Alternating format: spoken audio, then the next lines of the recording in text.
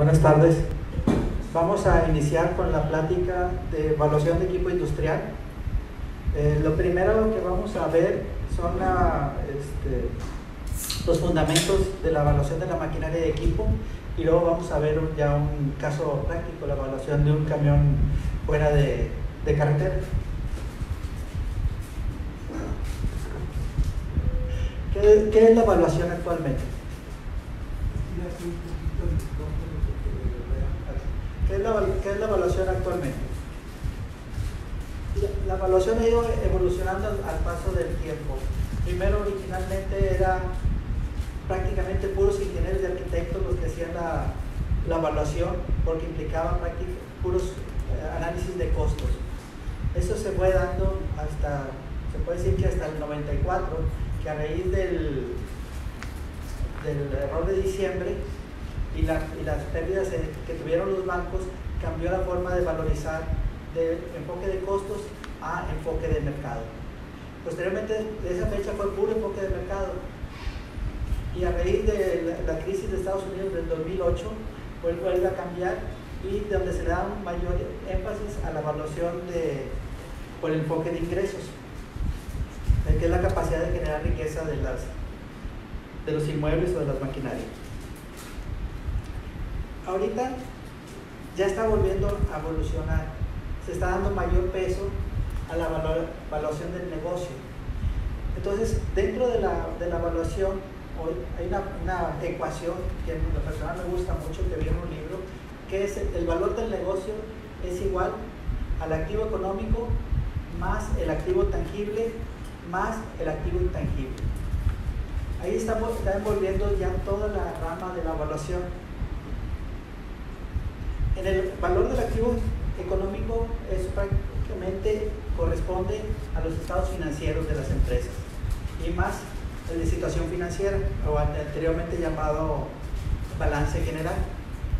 El activo económico es el activo circulante menos el pasivo circulante, que es el capital de trabajo. Posteriormente tenemos lo que es la evaluación del activo tangible.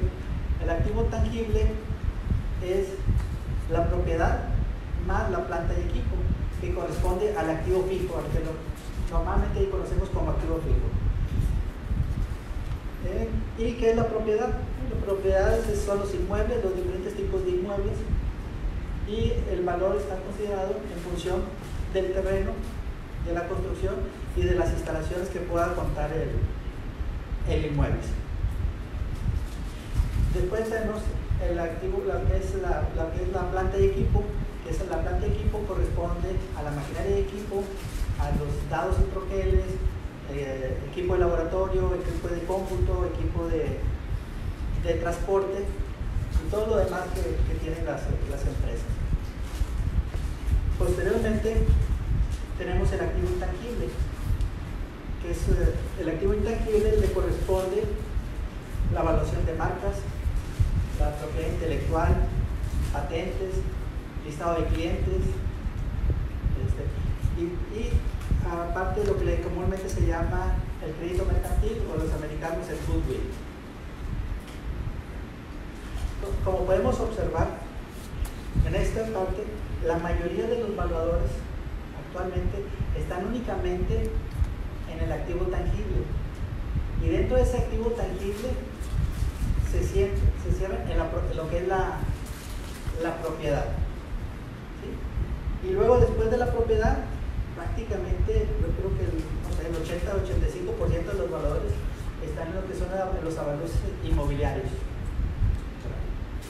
Entonces dejan mucho campo de acción para poder valorizar valor del negocio, activos intangibles y lo que es la planta de equipo, lo que es la maquinaria de equipo.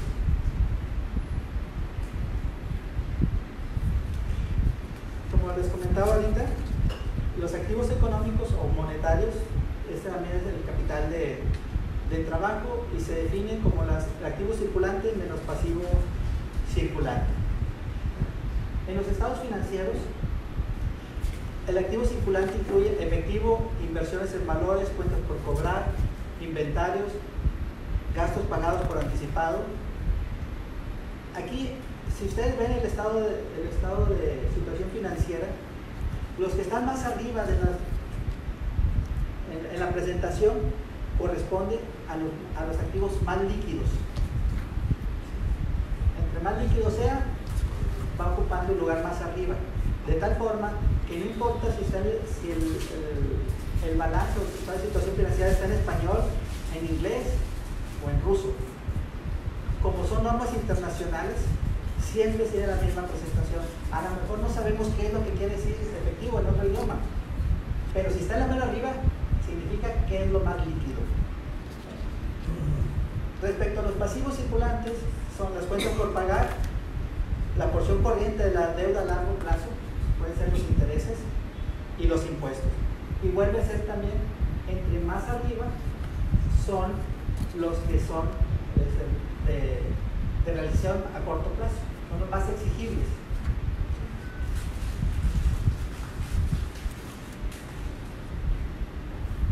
En los activos tangibles, que también se conoce como activo fijo, en los estados de situación financiera se muestran como propiedad, planta y equipo.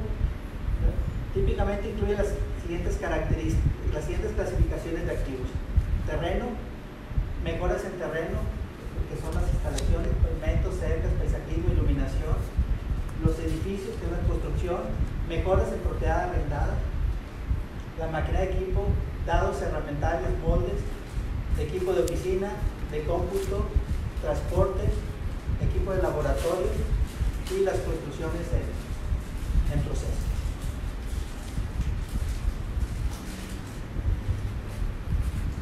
Respecto al activo intangible, es para que un activo pueda ser reconocido en los estados financieros, debe ser de acuerdo a las normas de información financiera, las NIF, que son en México, o las internacionales, que son las NII con doble I, que en el caso de las normas mexicanas corresponde al boletín C8. Entonces, las características del activo intangible es que es incorpóreo, no monetario, es cuantificable, es mantenido para su uso y no es circulante. O sea, es algo que no se puede tocar, pero existe y que genera una utilidad a la empresa, ya sea que genere una utilidad o que le genere un ahorro. Una pregunta en el tangible: la ubicación del lugar cuenta. Sí, claro. Sí, porque de repente que tiene una planta pero lejísimos de muchas partes del camino, no sé. Sí, cuenta mucho la ubicación, porque, por ejemplo, de cierta manera, ¿cuál es el éxito de Apodaca como lugar industrial? Que tiene buenas comunicaciones, está el aeropuerto, está cerca de la frontera, está cerca del periférico, pero además está cerca de colonias muy pobladas. Y esas zonas que están pobladas le pueden proveer de mano de obra a las empresas. Eso es lo que quiere decir. Y aparte que tienen todos los servicios. Definitivamente cuenta la ubicación a la hora de valorizar los inmuebles. Bueno, adicionalmente debe haberse incurrido en un costo de adquisición o haberse generado internamente como un desarrollo específico y contar con los siguientes elementos: ser identificable, tener beneficios económicos futuros fundamentalmente esperados y tener control sobre estos beneficios. Si tiene esas características, el activo intangible se puede registrar en el estado de situación financiera y va a tener un beneficio fiscal. Como la propiedad, planta y equipo, el beneficio fiscal es la depreciación. En el caso de los activos intangibles no se deprecian, se amortizan, pero viene siendo tiene el mismo efecto que una depreciación. Pero si no cumple con estas características, no se puede registrar en la contabilidad. Entre ellas como un intangible de uso general que se conoce como crédito mercantil. ¿Sí? Una marca, si la empresa genera la misma marca, no entraría, no se reflejaría en el estado en el balance o situación financiera. Porque la empresa a la hora que está realizando la marca, incurre en gastos de publicidad, de diseño, y todos esos gastos los manda, como valga la redundancia, los manda a gastos a la hora de la contabilidad, y Hacienda no permite una doble deducción. Si tú ya mandaste a gastos la creación de la marca, ya no te va a permitir ahora que la amortices, porque esa amortización tú ya la dedujiste de tus gastos, ¿sí? Pero si esa empresa compra a otra empresa, entonces sí se puede evaluar la marca y sí se puede registrar en los estados de situación financiera. Como en todo lo que se haga de la evaluación, siempre se sigue el mismo procedimiento, independientemente de lo que se esté evaluando, inmuebles, máquina de equipo, negocio en marcha, intangibles, siempre es el mismo, que es primero definir el problema y el alcance del trabajo. ¿Qué es lo que vamos a evaluar? ¿Para qué efecto? Las definiciones de valor aquí son muy importantes. Si estamos evaluando para una dación en pago, pues tenemos que aplicar el ajuste para la dación en pago. Identificación de la propiedad. Tener plenamente certeza de lo que se está evaluando es lo que el cliente nos está solicitando. Recolección de datos, posterior investigación. Primero, lo que es la investigación a la hora de hacer la inspección física.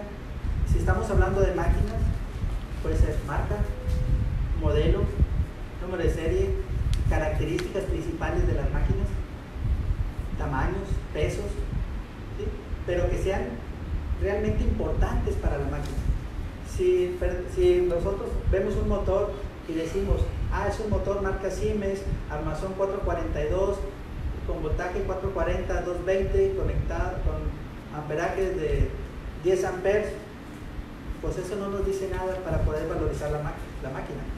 ¿Sí? Eso es lo que...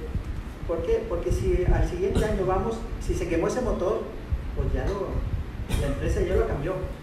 Entonces, pero sí, el número de serie siempre se va a mantener. Selección del método de la evaluación. Pues todos sabemos que siempre hay tres métodos: el enfoque de costos, el enfoque de mercado y el enfoque de ingresos. Cuando por alguna razón no sea factible utilizar un método, lo debemos anotar y decir por qué no es factible utilizar ese método. Porque si no, el lector de nuestro avalúo va a pensar que fue una omisión de nosotros. Y eso tenemos que dejarlo muy claro. Lo que es la consolidación y estimación final del valor. Como mencioné hace un momento, tenemos tres enfoques. ¿Con cuál vamos a concluir el avalúo? ¿Sí? Yo regularmente me hago dos preguntas cuando voy a la hora de concluir el avalúo. Si fuera mío, ¿lo vendería en ese precio? Y la otra, ¿compraría en ese precio? Si alguna de las dos respuestas es no, significa que no estoy de acuerdo o bien seguro del valor y se tiene que volver a analizar. Cuando diga, ¿lo compro en ese precio? Sí. ¿Y lo vendo en ese precio? Sí. Ya estoy de acuerdo que es el valor que tenemos que concluir. ¿Sí? Y es en el que nosotros también nos sentamos más cómodos, de que ante cualquier problema tengamos los argumentos suficientes para poder defender nuestro valor. Me ha tocado casos en que dicen, hay un avalúo de 170 millones y el otro de 70, y los dos están bien hechos. ¿Por qué? Porque siguen el mismo procedimiento y siguen el mercado y todo. Pues la realidad es que yo creo que los dos van a estar mal hechos. O sea, no puede haber tanta diferencia en los valores, porque como mencionan los contadores antiguamente, que son los principios de contabilidad generalmente aceptados, también dentro de la evaluación son los principios de la evaluación generalmente aceptados. ¿Y qué es? Si yo voy a hacer una inspección física, una avalúo de un inmueble en otra parte, en otra ciudad, pues voy a hacer primero la inspección física y luego voy a recorrer la zona para ver qué inmuebles están ofertando tanto en ventas, renta o terreno, y luego voy a hablar para checar los datos y voy a checar la georreferencia para poder hacer un mapa y anotar dónde están las referencias de valor, ¿sí? Y con esta información voy a hacer mi avalúo. Si va cualquier otro evaluador, tiene que hacer lo mismo.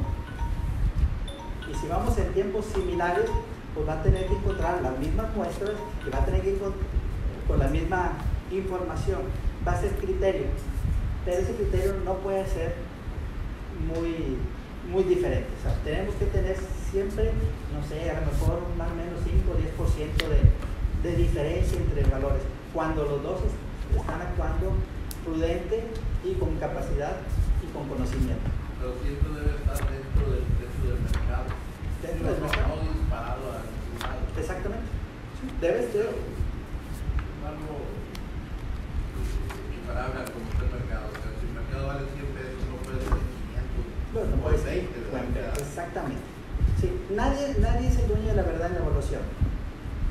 Nadie puede asegurar, esto vale 100 pesos. Vale 100 pesos hasta que se haga una transacción.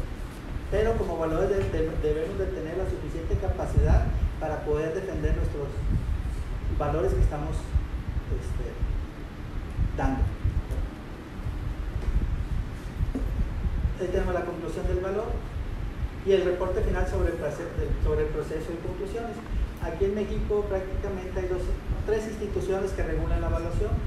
Originalmente era la Comisión Nacional Bancaria y de Valores. Esos son avalúos, esa norma, los avalúos inmobiliarios, maquinaria de equipo y agropecuarios. En el tiempo de Vicente Fox, nuestro expresidente, formó la Sociedad Hipotecaria Federal, pero como dice su nombre, es hipotecaria. Aplica para los créditos hipotecarios a la vivienda, nada más. Si es una oficina, no entra dentro de la CHF, con la normativa de la CHF. Por ejemplo, ahora los desarrollos verticales que están haciendo aquí en Monterrey, que están aprovechando las bondades que le da la zona DOT, el desarrollo orientado al transporte, donde si cumples los lineamientos de que es un edificio que tenga uso mixto, comercio, oficina y departamentos, eso hace que las normativas se dupliquen o sean libres, y eso hace que el inmueble sea más rentable. Pero las oficinas o los locales comerciales no entrarían dentro de la normativa de la CHF. La otra institución que maneja sus procedimientos es el INDAVI, es el Instituto de Administración de Bienes Nacionales. Pero como es del INDAVI, bienes nacionales, si estamos evaluando un bien que no es nacional o que no va a ser para un uso nacional o de una dependencia, pues no tenemos la obligación de utilizar sus procedimientos.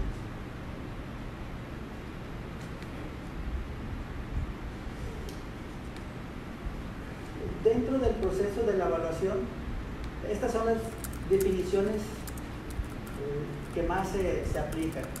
El valor de reproducción nuevo es el valor que tiene el bien o que costaría o que puede tener el bien si se reproduce completamente. ¿A qué me llamo con reproducción? Si estamos evaluando, por si algo, una casa que es de sillar, pues tenemos que poner el valor del sillar, que actualmente es mucho más caro que un bloque. ¿Sí? En este caso, el valor de la reproducción nuevo en el valor del inmueble es más o menos lo mismo, ¿no? Sí, dentro de la evaluación del inmueble siempre manejamos BRN, ¿sí? Que puede ser valor de reproducción o valor de reposición. ¿Sí? Cuando es reposición es que da el mismo servicio pero con materiales modernos, ¿sí? La diferencia entre el valor de reproducción y el valor de reposición se le conoce como un exceso de capital, ¿sí? ¿Por qué? Porque es más caro reproducir que reponer. El valor neto de reposición parte del valor de reposición nuevo menos los deméritos que pueda tener el inmueble con la maquinaria de equipo, ya sea por edad, estado de conservación, obsolescencias económicas y funcionales. El valor de mercado, pues es el valor que se estima que va a tener el bien, que se esté evaluando en función de un análisis y de comparación de bienes similares que hayan sido vendidos o que se estén en proceso de venta. El valor comercial es el precio más probable en que se podría comercializar un bien en las circunstancias prevalecientes a la fecha avalúo en un plazo razonable de disposición en una transacción llevada a cabo entre un oferente y un demandante libres de presiones, bien informados y como resultado de ponderar el valor físico, el valor de capitalización de renta y el valor de mercado en el bien que se trate. ¿Qué es? Cuando los dos quieren vender y comprar, están bien asesorados y no tienen ninguna presión. Cuando tienen alguna presión para vender, ya no es un valor comercial. Los valores que piden en las afectaciones, en las servidumbres, no es un valor comercial, porque por ejemplo, la dependencia, llámese Comisión Federal, Agua de Drenaje, Pemex o la red estatal ellos quieren pasar por ahí, pero el dueño del terreno no quiere vender. Entonces no se da que el vendedor y el comprador estén motivados a vender y a comprar, ¿sí? Por eso no aplica el valor comercial, ahí aplicaría un valor de oportunidad. Una pregunta. En el valor de mercado, antiguamente, no sé si todavía, para sacar para que un valor que fuera aprobado, tendría que no tuviera más de 6 meses de estar en mercado. Todavía se puede aplicar. Cuando tiene más de 6 meses significa que el valor está alto. Exacto. ¿Sí?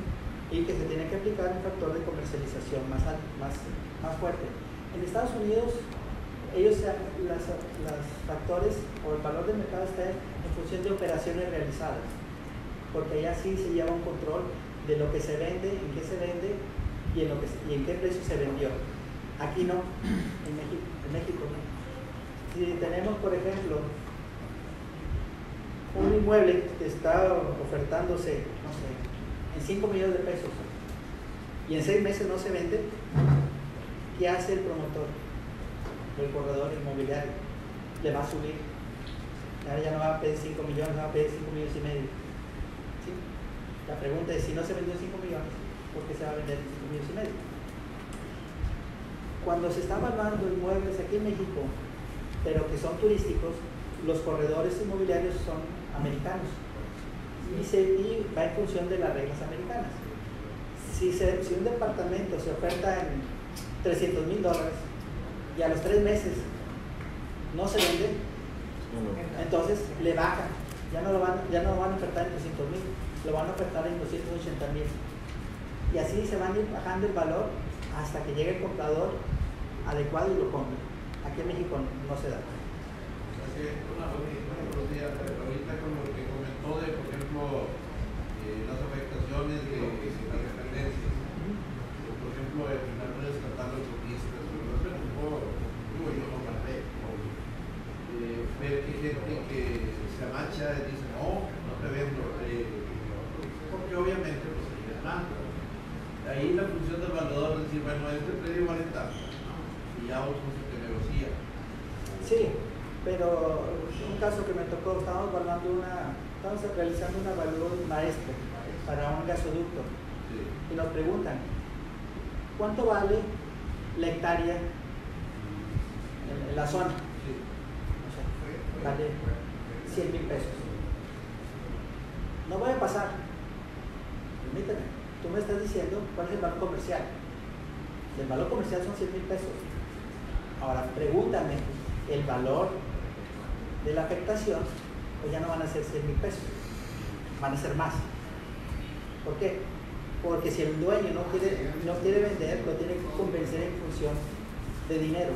Y el valor de oportunidad es la cantidad de dinero más caro que puede pagar el comprador, o el más alto o el más bajo que el vendedor está dispuesto a aceptar. O sea, ya es una negociación. Al final del día, el valor de la tierra es lo que menos vale del proyecto que va a pasar por ella.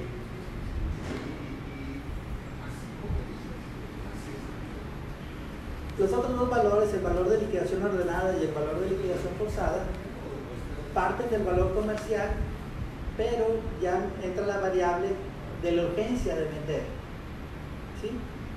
En valor de liquidación ordenada, le urge vender, pero sí dispone de tiempo para realizar la venta.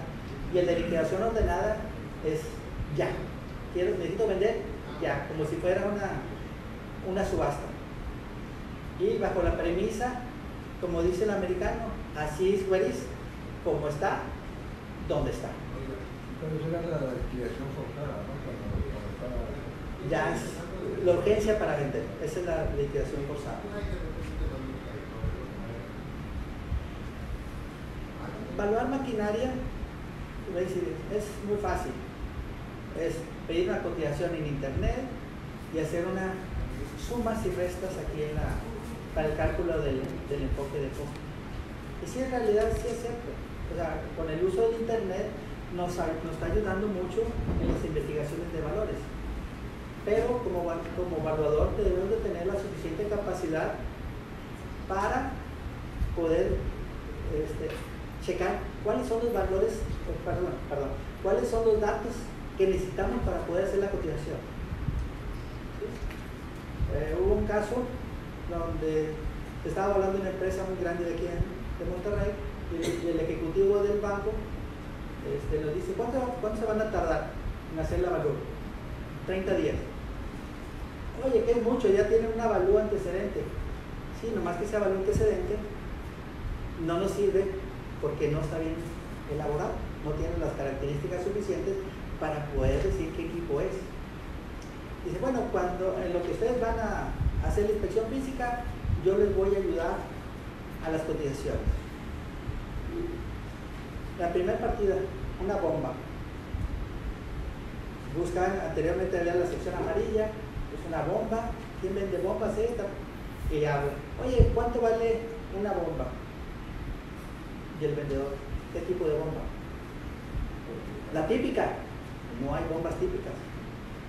Hay centrífugas de desplazamiento positivo, de diafragma, verticales, horizontales, y centrífuga. Ah, sí, ¿de qué capacidad? 5 caballos, 10 caballos, 20 caballos. ¿Cuál es la viscosidad del fluido que va a pasar? ¿A qué temperatura? ¿Qué fluido? ¿Para qué? Para ver si es acero vaciado, o va a ser acero inoxidable, o de aluminio. Entonces, hay muchas variables que se tienen que conocer para poder darle una valorización. Y así como eso, podemos darle otro ejemplo, un ventilador. Sí, todos conocemos que es un ventilador, pero un ventilador industrial varía mucho. Centrífugo, de aspas atrasadas, tipo airfoil, turbosoplador, a qué temperatura, qué volumen de aire, a qué presión, a qué temperatura. Entonces debemos de conocer, tener experiencia de lo que vamos a valorizar. Eso es lo principal, ¿no? La teoría es esto. En una diapositiva está toda la teoría. ¿Qué es? El valor de reproducción nuevo, como les comenté, es lo que costaría un equipo nuevo con las mismas características igual de constructivas de un anterior. Regularmente la tecnología está haciendo que los equipos sean más pequeños, con mayores capacidades, con mejores materiales. La diferencia, como les comenté, del valor de reproducción nuevo y el valor de reposición es el costo de capital en exceso. Entonces, no lo podemos reconocer dentro de la evaluación. Lo que está en exceso es lo primero que le quitamos, y así partimos de un valor de reposición nuevo, que es de un bien que se está vendiendo actualmente, que da las características de operación y capacidad del bien similares al bien que estamos valorizando. Y van a decir, ah, bueno, Juan, es un cargador frontal. Entonces, si estoy evaluando un case, marca case, voy a cotizar un Caterpillar porque es donde hay más información. Sí, nomás que el Caterpillar es mayor su precio que un case. Entonces debemos de saber que el primero es Caterpillar, el segundo es John Deere, el tercero es case. Y en ese ramo están los precios. Y si ven un cargador frontal chino, lo ven igualito a un Caterpillar. Nomás que el Caterpillar dura 15 a 20 años y el chino dura 2 o 3 años. La diferencia de precio estamos hablando de un 25%. Si el Caterpillar vale $500,000, el chino vale $125,000, por decir algo. Entonces, aquí tenemos que tener la capacidad, ahora sí, de poder hacer cotizar, pero que realmente sea acorde a lo que estamos evaluando. Se quita la depreciación por deterioro físico, por estado de conservación. Regularmente lo que se utiliza es el factor de edad. ¿Qué edad tiene el equipo con respecto a la vida útil total? Y después se le quita la obsolescencia funcional tecnológica. Si un equipo es más moderno, pues el que estamos hablando tiene obsolescencia funcional. ¿Sí? O sea, ¿qué puede ser? Que no tenga control numérico contra uno que sí tiene control numérico. Dice, sí, produce lo mismo, sí, pero no lo produce en la misma cantidad ni con la misma calidad las piezas. Luego entra obsolescencia funcional operativa. ¿A qué se refiere? Es que hay plantas o equipos que se requieren 5 operadores que están pagando 5 semanas a cada operador más todas las prestaciones de ley. Y el equipo nuevo, en lugar de 5, nomás requiere 2. Entonces, esos 3, el costo o el gasto de esos 3 personas es una obsolescencia funcional, operativa. Y eso se le tiene que restar a la hora de la valorización. ¿Y los odómetros, ¿verdad? ¿Mande? Los odómetros, o sea, los equipos tienen odómetros, que es la cantidad de horas trabajadas. Sí. Pueden ser un equipo nuevecito que se utiliza, por decir, un bulldozer. Entras en un camino y tú le das ahí noche, sábado y domingo, días festivos, y lo trabajas un año, no sé cuántas horas, ¿verdad? Y eso también debe de, ¿por qué? Porque lleva el deterioro del motor. Sí. Lógica. Ahí, bueno, si tienen, o sea, yo les dije, eso va aquí en el deterioro físico. Si puede ser, el demérito puede ser en función de las edades, en años, pero también se puede dar en horas. ¿Sí? O sea, si son horas. Muchas veces lo que cae la gente o los evaluadores es que ves un equipo que tiene 5 años de uso o un tractocamión, cuando todos los de modelos 2011 tienen 700,000, 800,000 kilómetros, y luego te dicen, en 2011 con 200,000. No creo. O sea, lo más seguro es que ese odómetro se dañó o algo le pasó y su kilometraje no son los 200,000. O sea, porque los tractocamiones son para estarlos trabajando. ¿Sí? Y pasa lo mismo con los orómetros. O sea, tenemos que tener la suficiente capacidad para poder discernir si el orómetro corresponde al trabajo o no. Entonces ya tenemos el subtotal y luego le quitamos la obsolescencia económica. La obsolescencia económica radica en la capacidad en la que está operando el equipo con respecto a la capacidad nominal. Si el equipo está trabajando un 70% de su capacidad, pues hay una relación, es 70 entre 100 a la 6 décimos, y ese es el factor que se le tiene que aplicar como una obsolescencia económico. Después, el valor que nos queda es el valor neto de reposición. ¿Preguntas?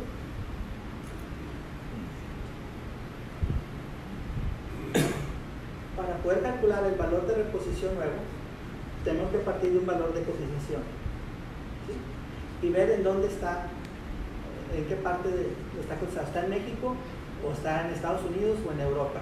Ahí habría que agregarle los costos de fletes, seguros, gastos aduanales. Si se está valorizando la unidad industrial, se tendría que agregar el costo de instalación. Si se está valorizando como un equipo aislado, no se agrega la instalación. Los gastos relacionados, instalación, puesta en marcha el equipo, hasta llegar al valor de reposición, que son fletes, empaque, embalaje, seguros, instalaciones, ensamble, pruebas de funcionamiento, la instalación, gastos de importación, ingeniería de detalle.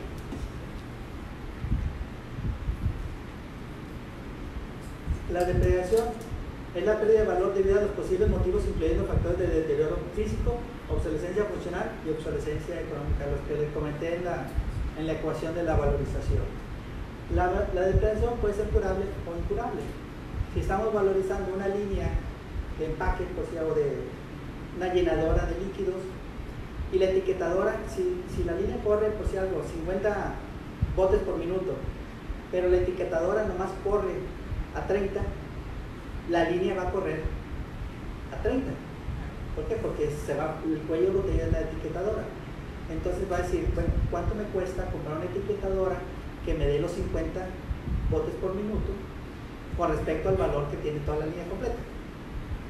Si es económicamente viable, dice, bueno, quito la de 30 y pongo una de 50.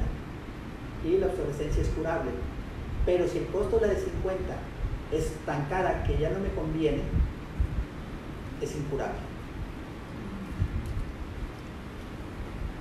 La depreciación física es el desgaste del bien por su uso, como comentabas. Las condiciones físicas que afectan al valor son la edad, el desgaste por uso, fatiga, esfuerzo, exposición a la intemperie, falta de mantenimiento. Van a decir, ¿cuánto dura una máquina?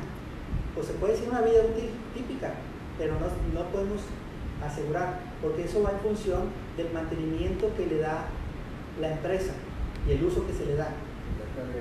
Y la carga de trabajo. Hay libros de Peters de diseño, plantas químicas, donde menciona que el mínimo mantenimiento que se le debe dar a la máquina es el 2%, cuando el funcionamiento es ligero y del valor de adquisición nuevo, o hasta un 20% cuando es un uso intensivo, ¿sí? Cuando estamos hablando de máquinas. Cuando estamos hablando ya de plantas, ya se maneja que mínimo es un 6% del costo del capital invertido, el 6%, eso es para que el equipo pueda seguir operando de una forma normal. Les comentaba, la obsolescencia funcional es la pérdida de valor provocada por las condiciones dentro de la propiedad.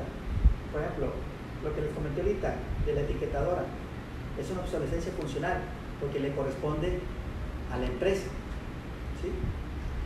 La obsolescencia, bueno, aquí como decía, tecnológica, falta de exceso de capital, cambios de diseño, eficiencia, cambios tecnológicos, operativa, exceso de costos de operación, puede ser también en la superficie que ocupa la máquina, que una máquina más moderna ocupa un lugar más pequeño con respecto a la antigua, eso es una obsolescencia económica, funcional, perdón. Entonces todo eso. La económica es la pérdida de valor o reducción de la demanda de la propiedad que surge por fuerzas externas a la propiedad. O sea, anteriormente, no sé si recuerdan, todos los botes de agua tenían taparrosca, pero llegó un momento en que sacaron las deportivas, las taparroscas deportivas, como los Gatorade. Entonces, las taparroscas normales pues ya no se estaban vendiendo, y esa es una obsolescencia económica. Otra obsolescencia económica, los pañales. O sea, las máquinas del 92, 93 siguen corriendo la misma capacidad a la que fueron diseñadas, pero la calidad del pañal es muy diferente la actual al del 2000, al del 1992 o 95. No tiene licra, no tiene velcro, el absorbente es diferente. Entonces la señora dice, bueno, aunque el otro pañal me cuesta más barato, pero al final del día me va a salir más caro porque tengo que utilizar más. Y luego aparte, en las noches, voy a tener que, en la mañana voy a tener que cambiar toda la cama, porque el niño tuvo su accidente. ¿Sí? Y entonces están dispuestos a pagar un precio más alto por un pañal moderno. Y esa es una obsolescencia económica. Respecto a la edad, como les comentaba, con la edad es donde saca la decisión física. Hay dos tipos de edades, una edad efectiva y una edad cronológica. La edad cronológica es la fecha en que se construyó el equipo o que se construyó el inmueble. Esa es la edad cronológica.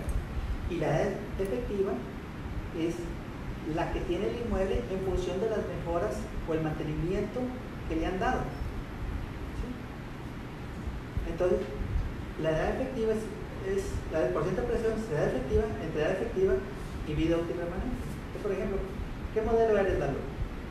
57. Modelo 57, ¿tienes? No, yo soy del 6'2". 6'2". Bueno. Tengo 57 años. Tienes es modelo 6'2". Entonces, la edad cronológica del Lalo pues son 57 años. Es la edad que nació. Y la edad efectiva pues son los 62 que representa. O sea, esa es la diferencia entre edad cronológica, que es desde que se construyó, y la efectiva, que es la que debe de tener el equipo en función del mantenimiento. O sea, y no es un mantenimiento normal, que dice, oye, a mi carro le cambio el aceite. Sí, pero sigue siendo modelo 2005. Si tú en lugar de cambiar el aceite le cambias la transmisión o le cambias el motor, ahí le estás aumentando su vida, ¿verdad? No sé si puedas comentar más un ejemplo de cuando la vida es útil, es rebasada por la máquina.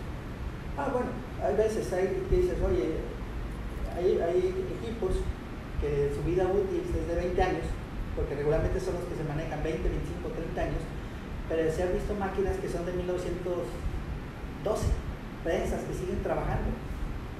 Entonces, su edad cronológica, estamos hablando de ya casi 100 años, más de 100 años, pero sigue funcionando, entonces debe tener una edad efectiva, que a lo mejor le quedan 2 años de vida útil remanente. Si lo vemos en una gráfica. Sí, iba a comentar, esas máquinas que se hicieron antes se hacían para toda la vida, como decían los fabricantes. ¿Qué vida útil se le daba en esa época? ¿50 años, 40 años? No, siempre se han dado las mismas épocas, las mismas edades. Hay un boletín que ahorita se lo voy a enseñar, que es el boletín F de Estados Unidos. Ese no ha cambiado desde 1942. En el 84 sacaron otro diferente, pero están respetando las vidas que se publicaron del 42. Me gusta quitar la pantalla porque así puedo rayar sin dañarlo. Vamos a hacer. ¿Le quieres que la apaguemos? Pues sí, se lo puedo apagar.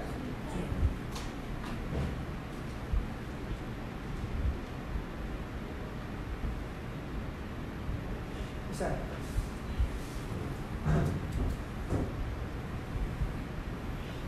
es una gráfica en que cómo se comportan los valores en las máquinas. Estamos hablando de dinero y tiempo. La caída de valor no es una forma recta, sino es una forma exponencial. Y como pueden apreciar, no estoy cortando el nivel 0. ¿Por qué? Porque siempre tiene un valor de rescate. Si está en operación, este a lo mejor puede ser de un 10 a un 20% del valor de una máquina, porque sigue produciendo. Al momento que se saque la línea de producción, ya entra un valor de rescate por las piezas que lo componen. Pero, ¿qué pasa si aquí en este año se le hace una reparación mayor al equipo? Se le cambia la transmisión, por si alguna, a un equipo, Aquí le estoy aumentando el valor. Pues le invertí en la transmisión. Entonces, a partir de aquí empieza a correr esto. Y aquí ya se va más alta. El equipo va a durar más. ¿Por qué? Porque ya le di un mantenimiento mayor. No le cambié nada más ¿cómo se llama? El aceite o le cambié las balatas. No. Me puso una reparación mayor de muchos miles de dólares. Así, aquí es como cambia. Entonces, eso es lo que tenemos que tener. O sea, una bomba o un transportador que tenga a lo mejor 20 años o 30 años operando, lo único que sigue manteniendo es la estructura y el nombre. Todos los demás componentes ya se cambiaron. ¿Sí? Por el mantenimiento. Se daña un rodillo, cámbialo. Se daña una polea, cámbiala. Se daña la transmisión, cámbiala. Pero el equipo sigue dando el mismo servicio. Una vez me tocó ver una máquina trituradora o moledora de café en un restaurante muy concurrido en Zacatecas. Y ellos se jactaban y tenían ahí anunciado, era una moledora de 1900. ¿Sí? Entonces decían, no le damos más que el mínimo mantenimiento, no sé si las aspas o lo que tuviera ahí para triturar y demás, pero funcionaba perfectamente, todo el tiempo estaba en funcionamiento la máquina. Entonces, ¿qué vida útil podría más tener si nunca prácticamente pues no tenía un demérito real? Sí, pero siempre tenemos que tener una vida útil productiva. Sí, claro. Que de acuerdo a las normas o las publicaciones estamos hablando de 15, 20, 30 años. Hay equipos y carros que duran más de 10 años.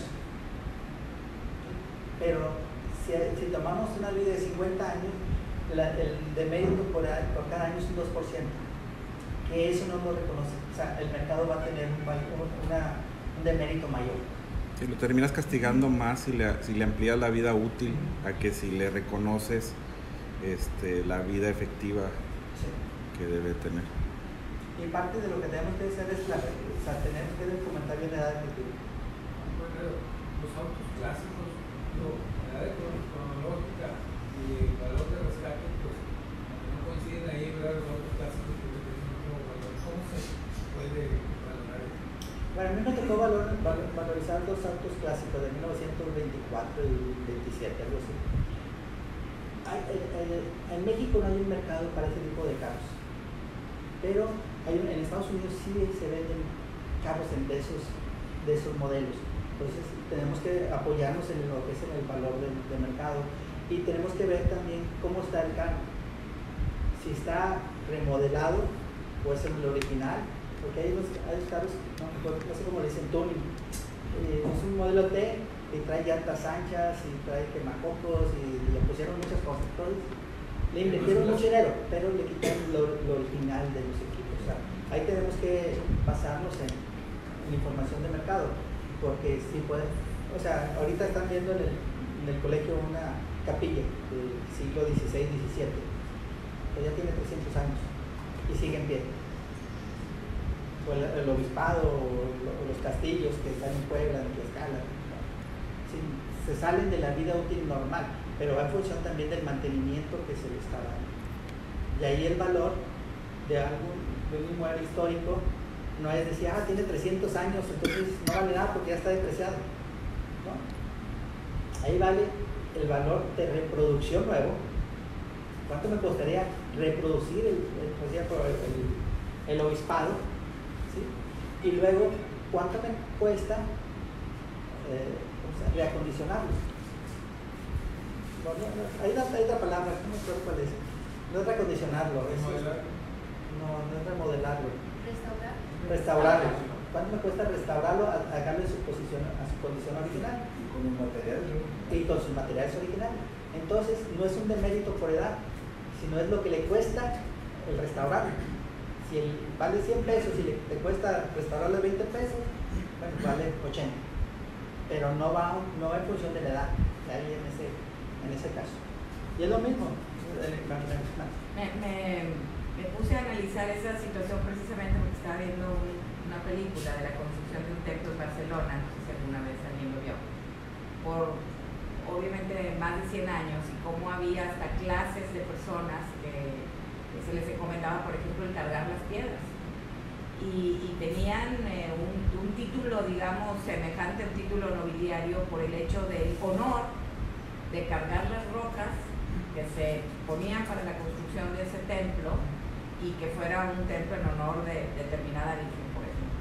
Entonces, finalmente valía horas hombre, valía vidas enteras, el honor de las personas. O sea, ¿qué tanto podemos imprimir en el valor, en la reposición? Porque a lo mejor en la vida presente, pues cargar una roca de una determinada piedra a lo mejor es totalmente diversa que lo que fue hace 300 años, ¿no? Entonces, la diferencia del impacto en vida y en valor hombre, que fue el que finalmente construyó de aquellos años a los de ahorita, ¿verdad? En ese tipo de casos, el maestro Prieto en la Facultad de Arquitectura, cuando daba la maestría en la clase de evaluación de edificios históricos, él ponía aparte del valor físico que sacabas, ponía un factor si el edificio había sido habitado por alguien de la historia de México, o si había sido usado, que tuviera antecedentes de que había sido hospital o cárcel o algo, que tuviera algo que decía, aparte del estilo que tenía el edificio. Entonces todo eso sumaba algún factor para que su valor físico quedara un valor más arriba, que era el valor real de la propiedad, por el hecho de todo lo que conllevaba, como decís tú, el valor de la vida de la gente que trabajó para construir. Sí. Ahí se podía manejar un factor sobre el factor físico. Se llama el coeficiente de premio. Sí, el INDAVI maneja el INDAVI sí maneja una metodología para valorizar inmuebles históricos. Y si viene, primero, de qué año fue construido. En función del año es el premio que tiene. Y también si está catalogado por la INA, que es del siglo del XIX atrás, o el INBA, que es del siglo XX para acá. Sí. Entonces, y luego también, si, como dice usted, si participó en hecho histórico, si vivió un personaje histórico, y todo eso le van dando valor para poder llegar al valor de reposición nuevo. Y luego se le aplica no el de mérito, sino el costo de la restauración para poder dar el valor actual. Ese es un método. Otro método que me dicen, bueno, si yo tengo una capilla que no me permiten tumbarla, y como no me permiten tumbarla, no puedo desarrollar un edificio de 10 pisos en la zona valle, bueno, pues cuánto valdría ese edificio, cuánto me da de ingresos, eso es lo que vale la capilla. ¿Por qué? Porque por esa capilla, que no me permite tumbarla, no me permite hacer mi proyecto. ¿Sí? Y si van a México, en el Centro Comercial Reforma 222, súper moderno, pero hay una parte donde hay una fachada de allá del siglo, no sé, 1800, porque no le permitieron tumbar. Y ahí se quedó.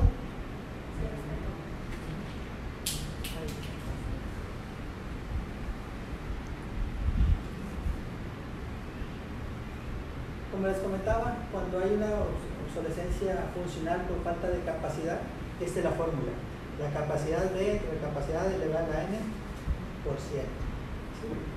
Donde la capacidad B es la capacidad a la que está trabajando actualmente, dividida entre la capacidad nominal y elevado a un exponente. Ese exponente puede variar desde 0.3, 0.4 a 1. Lo que regularmente se menciona son las 6 décimas. Entonces al 0.6. La otra forma que se puede calcular es por costos. Lo que me representa en qué costos voy a incurrir porque mi equipo es obsoleto.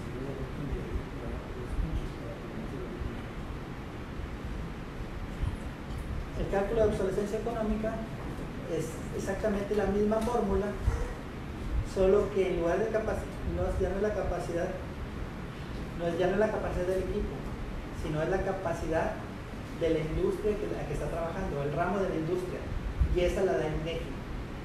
Sí, por ejemplo, pañales y productos de papel está trabajando a un 92%, bueno, 92 entre 100 elevado a la 0.6, y esa es la capacidad, esa es la obsolescencia económica. Pues en el enfoque de mercado, pues tenemos que buscar información de ventas de equipos que estén ofertando en un mercado internacional, y se le tiene que agregar los costos de fletes, impuestos de exportación, instalación si se va a utilizar como una unidad industrial.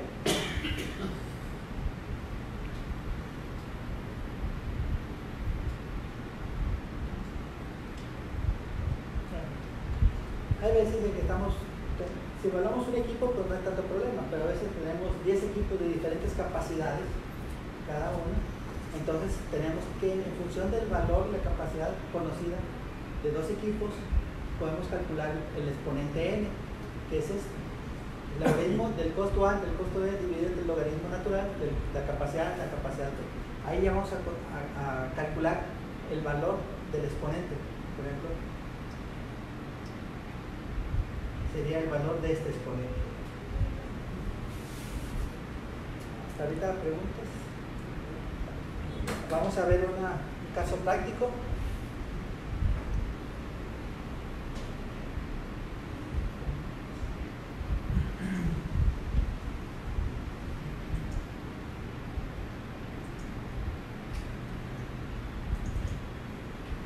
Eso es un cargador fuera, un camión fuera de carretera, marca Caterpillar. Ahí me tomé la foto más para que vean el tamaño del equipo. ¿Y en dónde se usa? En las minas, en esa mina. Ese equipo, si lo ven aquí que parece una hormiguita, es ese equipo. Para que se den una idea del tamaño, sí, de la mina del cielo abierto.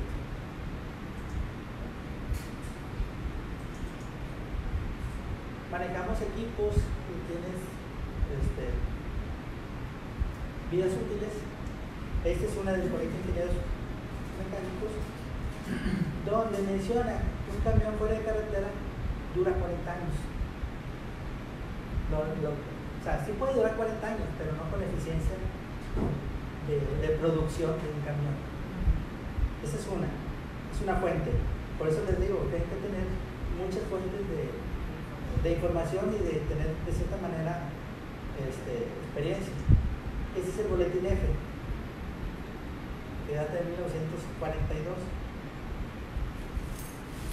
Aquí menciona que los camiones tienen una vida útil de 15 años para un uso de minas y canteras. Este equipo se usa en minas y canteras. Entonces ya estamos hablando de que uno menciona 40 años y otro dice 15 años. Otra del Indavi, camión de carga, 12 años. Entonces ya es responsabilidad de uno como evaluador qué vida útil es la que le va a tomar en cuenta. Lo que les comentaba, este es un dato que da el INEGI, que es la capacidad de planta o producción minero-metalúrgica por principales productos. Tiene desde muchos años, yo considero de los últimos 7 años, y al final hay una estadística. La estadística es que la capacidad mínima fue de 68.5, el máximo fue 110 y la media es 92.7, con una desviación estándar de 9.1. Entonces la media, es la que vamos a utilizar para efectos del cálculo de la obsolescencia económica.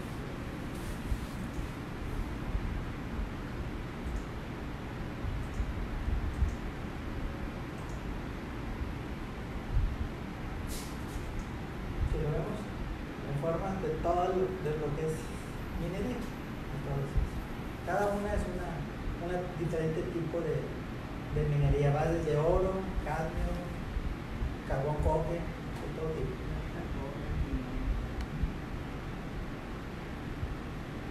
Cobre, zinc, antimonio, arsénico, bismuto, cadmio, molibdeno.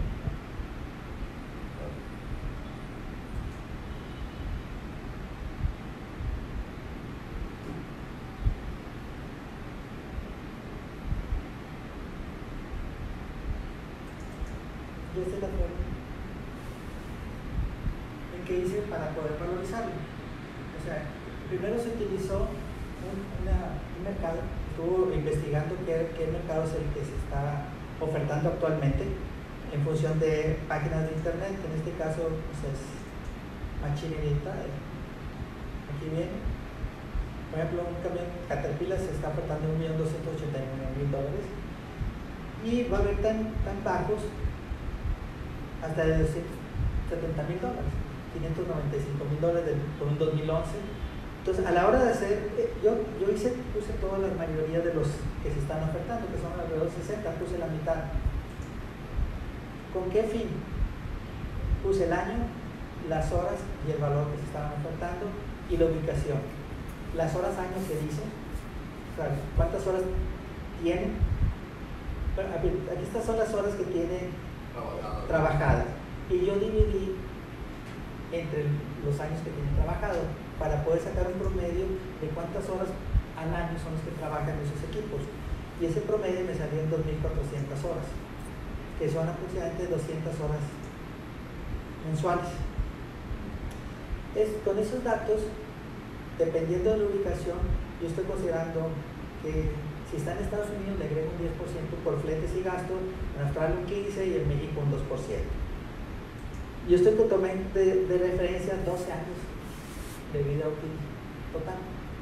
Entonces, cada año representa un 8.33%.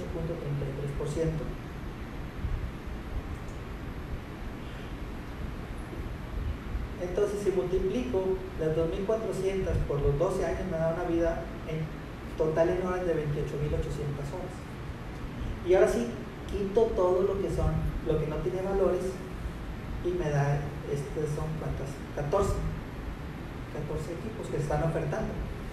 Entonces, cambio la forma de la presentación para poder homologarlos.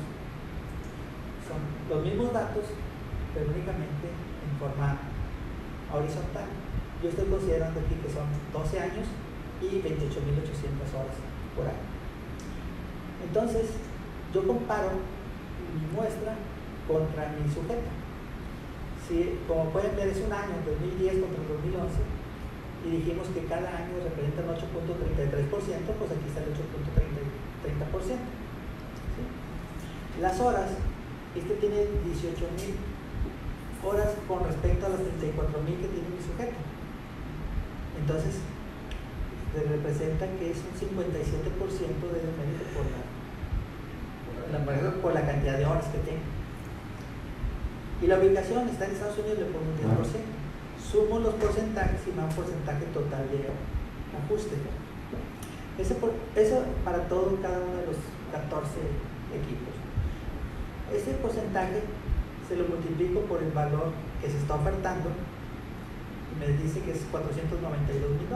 Pues el valor de oferta menos el porcentaje de ajuste me dice que el valor homologado son $796.000. ¿Sí? Y así para cada uno. Entonces yo saco el valor promedio del valor homologado. Pues ven acá. Ese es mi valor promedio del valor homologado. ¿Para qué saco el valor promedio? Para poder saber qué tan disperso están las muestras. Entonces, en forma automática, ya manejamos el más menos 20% de dispersión. El primera muestra maneja un 61%, eliminado, lo borré. 54, menos 40, menos 23, 36, menos 3 está el que queda, menos 6, menos 3, 33 se borra, 39 se borra, 9 se queda, 2 se queda y el 66 se queda. Entonces, saco otra vez el promedio de los que se están homologando realmente y es $474.000. ¿Sí? Y ese es el valor de mercado para ese equipo, considerando la capacidad. Aquí no estoy metiendo ninguna homologación por capacidad porque estamos hablando del mismo modelo. Entonces ahí está únicamente el costo que se está ofertando, las horas de operación y el año que tiene y la ubicación. Entonces el valor de comparativo de mercado son $474.000 Aquí estoy aplicando un factor de comercialización del 100%, ahorita le digo por qué. Entonces el valor de mercado 474,000 por un tipo de cambio de 19.50 me da un valor de mercado homologado de 2.250.000 pesos. Esa es una forma de poder sacar un valor de mercado. La otra forma es con una regresión múltiple, que es la misma tabla de la página anterior, únicamente, esta es la tabla original de la página anterior. Aquí yo le estoy poniendo lo que les comenté, un 10% si está en Estados Unidos, un 15% si está en Australia y un 2% si está en México. Entonces lo que estoy haciendo acá abajo es, si están en USA, pues le agrego un 10% de los 1.289. Si está en Australia es un 15% y si está en México un 2%. Y ya son estos valores. Lo hago con un if. Si es esto, es esto. Para no estar tecleando. Y luego ya saco ahí en el mismo Excel lo que es la regresión múltiple y lo que me dan son estas coeficientes. La intercepción son 1.620.000, la tal y esto. Si mi sujeto es esto, entonces mi valor es utilizo más el año por el año que está, el coeficiente de año por el año más el coeficiente de horas por las horas y me da este valor, $484,000. ¿Sí? Aquí ya estamos igual, los considera el 100%, el tipo de cambio 9.440.000. Eso es otra forma de sacar el valor de mercado. El valor de reposición nuevo. Estamos partiendo que en el 2012 valía $1.428.000. Como no tengo la cotización actual y es para efectos académicos, sí, yo le utilicé un índice de acuerdo al Consumer Price Index de Estados Unidos, que es del agosto del 2012 a la fecha es un 11.36%. Aquí es la edad, como les decía, yo estoy sacando la diferencia de edad del 2019 al 2011 que es y lo divido entre 12 años para poder sacar el demérito por edad. La siguiente, yo estoy considerando un 10% de costo de un mayor costo de operación. Me da un valor. El valor de reposición menos el deterioro físico menos el de la obsolescencia funcional. Aquí yo calculo el 92.1% que viene de este estadístico, el 92.7, dividido entre 100, que es la capacidad nominal, a la 0.6 y saco mi factor de 4.45. Se lo vuelvo a restar y me da un valor neto de reposición de 9.619.000 pesos. Entonces ya tengo dos formas. Ya tengo el valor de reposición, neto de reposición, tengo mi valor homologado de mercado y mi valor de mercado en la regresión. Yo lo estoy ponderando al 50% y saco que es 9.347.000. Entonces el valor de reposición nuevo viene directo de lo que vale. El valor neto de reposición viene del valor de reposición, del neto de reposición que se calculó acá arriba. El valor de mercado viene el promedio o el ponderado de los dos métodos que utilizamos. Y el valor comercial, ahora aquí sí ya le estoy aplicando el 90% como valor comercial. Entonces los valores serían, en lo que se cumpliría el avalúo sería 8.412.000. Si los convertimos a dólares, sería un valor de $431.000. Ahora nos regresamos al mercado para ver cómo andamos. Y tenemos un camión del 2010, más o menos con las mismas horas, anda en $439.000. Nada más que hay que considerar que nosotros estamos aplicando el factor de comercialización del 0.9. Entonces, si manejamos $439.000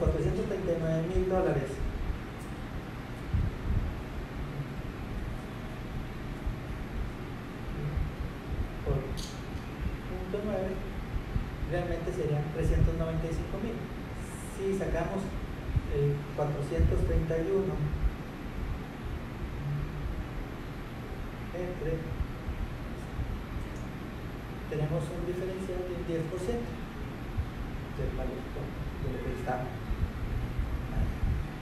Y esta es la forma que se puede resolver el avalúo de una maquinaria en función del enfoque de costos y el enfoque de mercado. Aquí lo único que faltaría, si tuviera la información de cuánto se está rentando ese tipo de camiones para poder sacar el enfoque del ingreso. ¿Y esta evaluación tan especializada qué arancel maneja? Sí, regularmente nosotros manejamos el arancel que tienen estipulados los bancos. Va en función del monto de lo que se está evaluando. Empieza alrededor del 3.5% y va disminuyendo hasta que llega arriba de, no me acuerdo, de 20 millones, donde el banco cobra el 1 al millón. Sí. A lo mejor puede decir, está barato o está caro.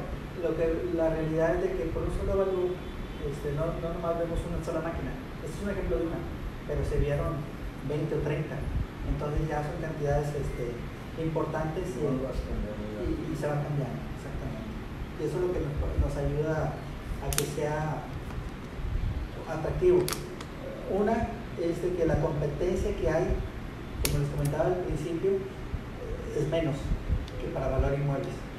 Y regularmente el que evalúa maquinaria, las instituciones le dan el avalúo del inmueble y la maquinaria. Y es un hándicap para tener nosotros mayor trabajo.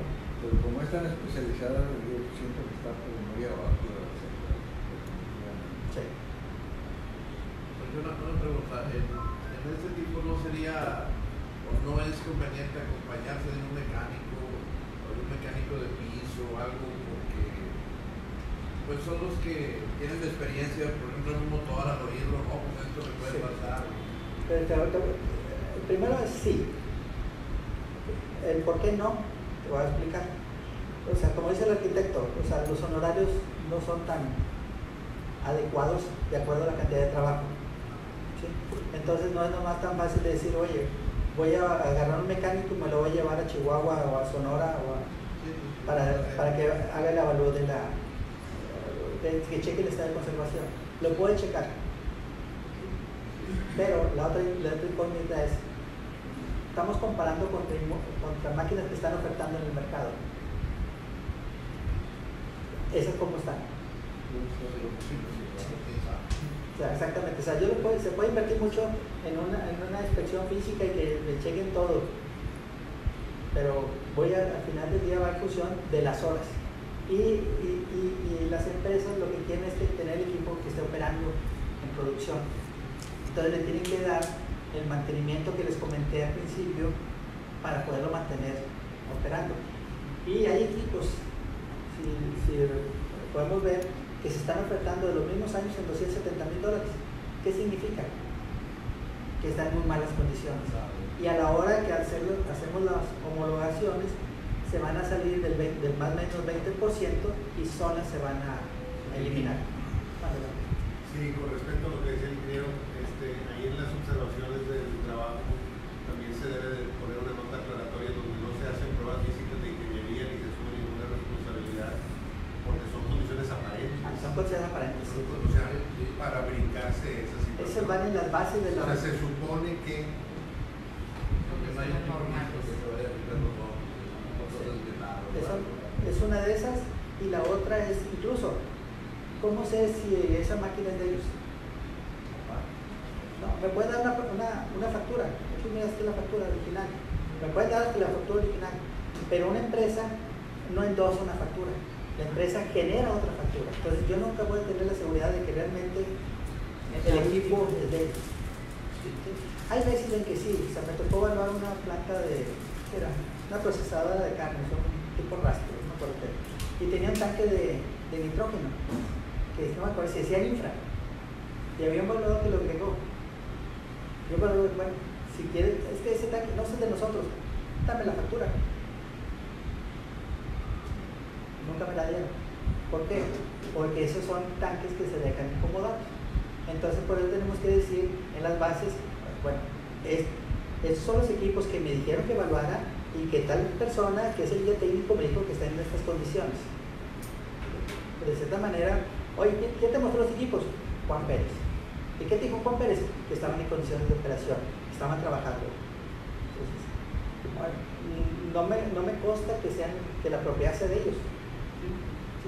Entonces, los avalúos tienen que ser autosustentables. De cierta manera, que cualquier duda que tengas esté, a lo mejor el 90%, 95% de las respuestas dentro del mismo cuerpo del avalúo. Porque la otra es decir, estos son datos que son procedimientos que se quedan en mi memoria de cálculo, no van dentro del avalúo. Lo que va del avalúo es lo que es la descripción y los valores. ¿Sí? Me vas a decir, ¿qué tipo de cambio utilizaste? 19.50. ¿De qué? ¿De Banamex? ¿De Banorte? ¿O de qué? No, pues del Banco de México de tal fecha. ¿Sí? ¿Cuál? ¿El mayor? ¿El que inició el día? ¿El mayor, el menor o el que cerró? En el que cerró. Entonces, son datos que se tienen que ir agregando dentro del reporte para que sea autosustentable. Y pensando de que las definiciones siempre tienen que ir, porque no sabemos si la persona el lector del avalúo tiene conocimientos de lo que es un avalúo. Y tenemos que poner todas las características principales para que un lector lea y se imagine lo que está viendo y que vea las fotografías. ¿Sí? Y ese lector, ese sí tiene que saber de lo que estamos hablando, para que él pueda decir si estás bien o estás mal. ¿Alguna pregunta? Bueno, pues muchas gracias por su atención. Espero que les haya servido de algo la plática. Claro que sí, muchas gracias. Mi querido ingeniero Alfredo Ayala, pues somos poquitos pero de calidad. Muchísimas gracias por tu participación. Muchas gracias. Por acompañarnos a todos.